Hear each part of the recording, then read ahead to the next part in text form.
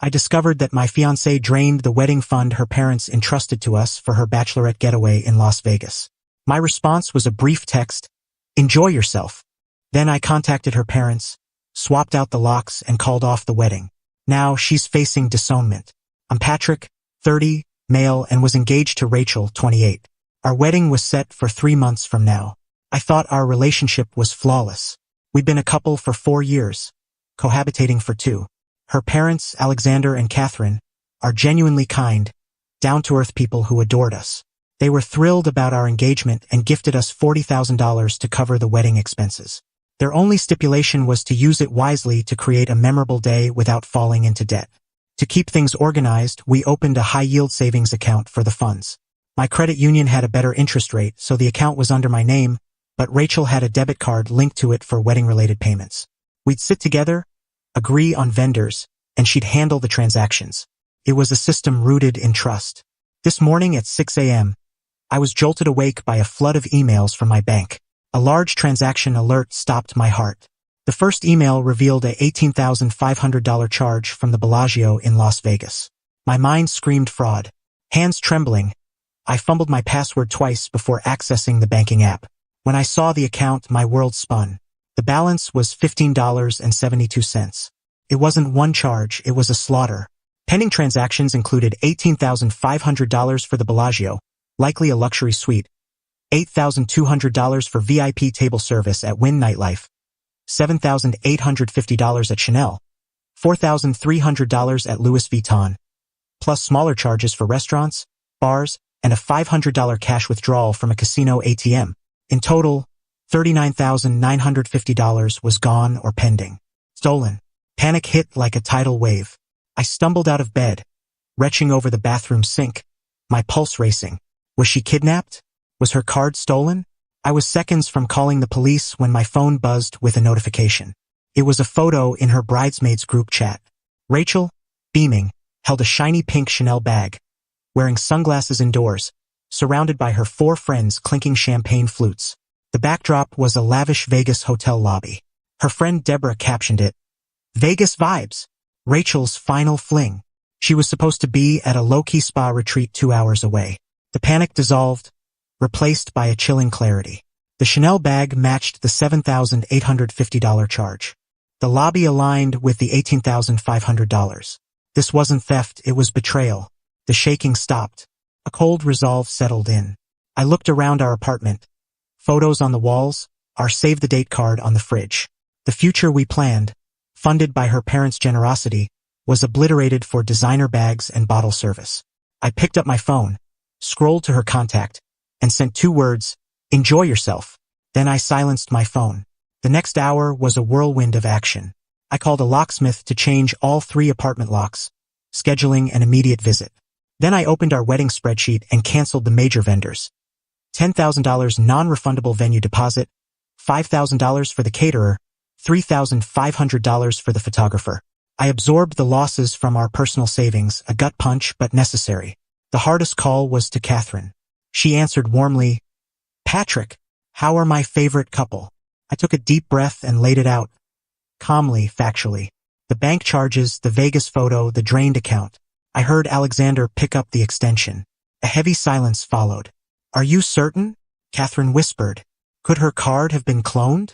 "She's holding a Chanel bag in the photo, Catherine," I said evenly. "It was posted an hour ago." A sharp gasp.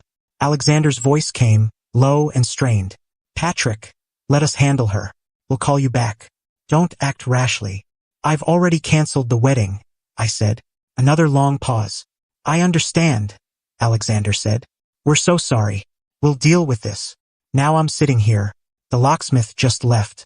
The wedding is history. The woman I plan to marry is 2,000 miles away, partying on the ruins of our future. I packed a small bag with her essentials, clothes, toiletries, her laptop, and placed it by the new locks. I feel empty, not angry, just hollow. She destroyed our life, and I unraveled the rest in an hour. She doesn't even know yet. Update 1: the explosion came, and the aftermath was seismic. Yesterday afternoon, my phone lit up with texts and missed calls from Rachel and her friends. "Patrick, WTF? My key doesn't work. This isn't a game. You're ignoring me?"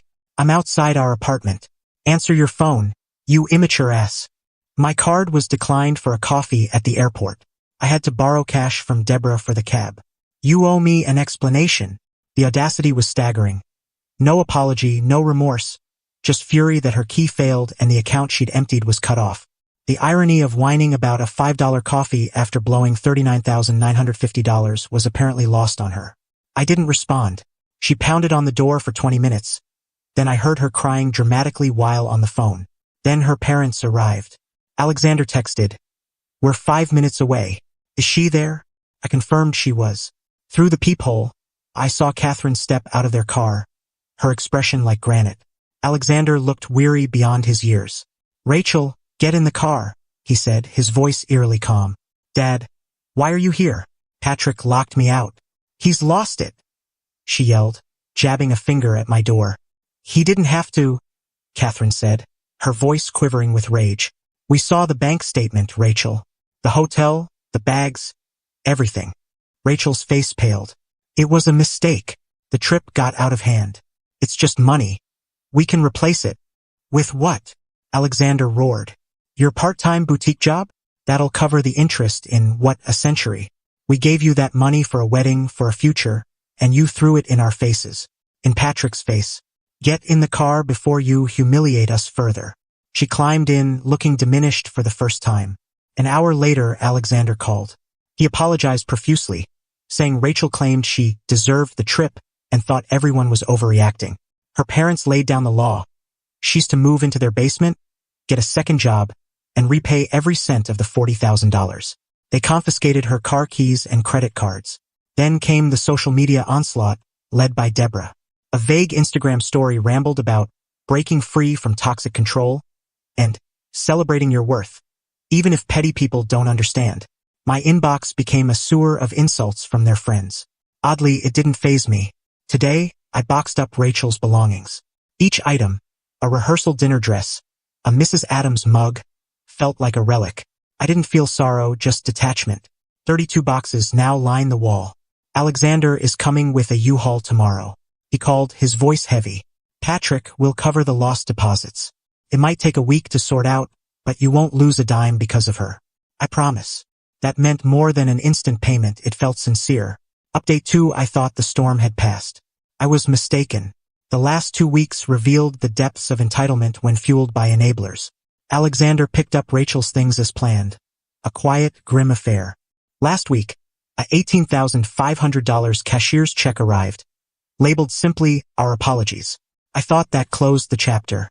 Then Rachel and Deborah escalated.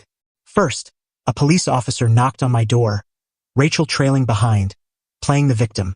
She claimed I'd had a mental breakdown and illegally locked her out, endangering her belongings. I stayed composed, inviting the officer inside.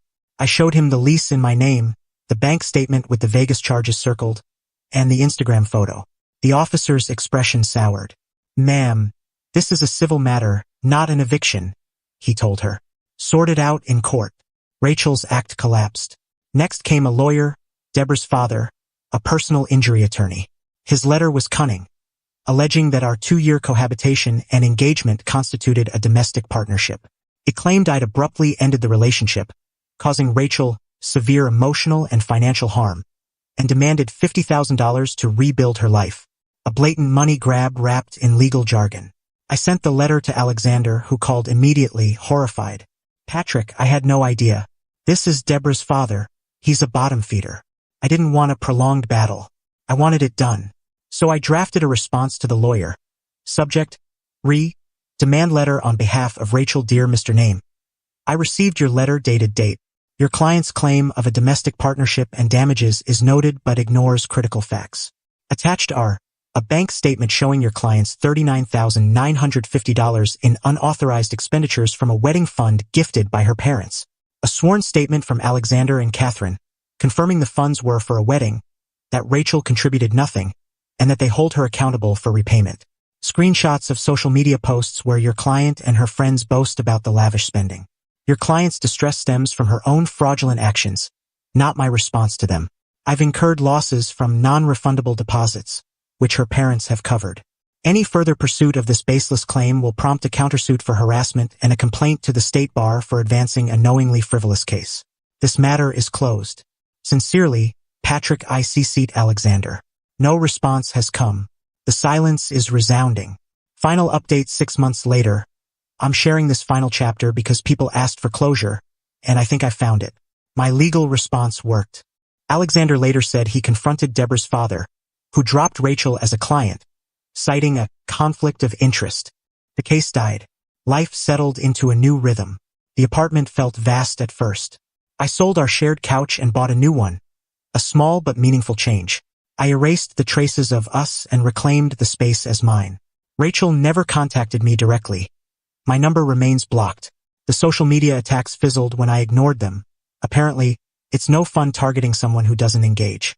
Alexander, who checks in monthly, filled me in. Rachel's world unraveled spectacularly. Her friendship with Deborah ended in a fiery argument over blame. She lasted 2 months in her parents' basement before rebelling against their rules. No car, a tight budget, a second job as a server, and moved out. She now shares a cramped apartment with 2 roommates, works as a waitress, and, per Alexander, is buried in credit card debt chasing a lifestyle she can't sustain. She hasn't repaid her parents a cent.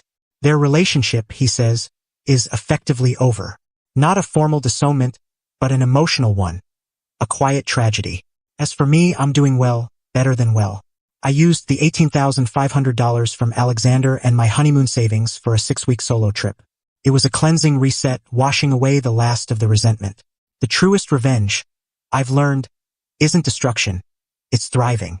It's my peace, my financial security, my forward momentum while Rachel's life crumbles under her own decisions. She didn't need my help to fall. She managed that alone. One last moment stood out. Last week, I saw her at a downtown coffee shop. She didn't notice me. She looked exhausted, her designer outfits replaced by a faded jacket. She ordered a plain coffee, paying with crumpled cash. She wasn't a villain or a caricature. Just a woman facing the ordinary, grinding fallout of her reckless choices. I felt a flicker of pity, not anger. Then I finished my drink and left without looking back. I keep one memento, the original bank statement. It shows the $40,000 deposit from her parents, a symbol of trust, and below it, the list of indulgences. The Bellagio, Wynn Nightlife, Chanel, Louis Vuitton. It's a reminder that character shines when someone thinks they're untouchable with a limitless card. And sometimes, justice isn't loud or vengeful. It's the quiet, unyielding truth of a bank statement.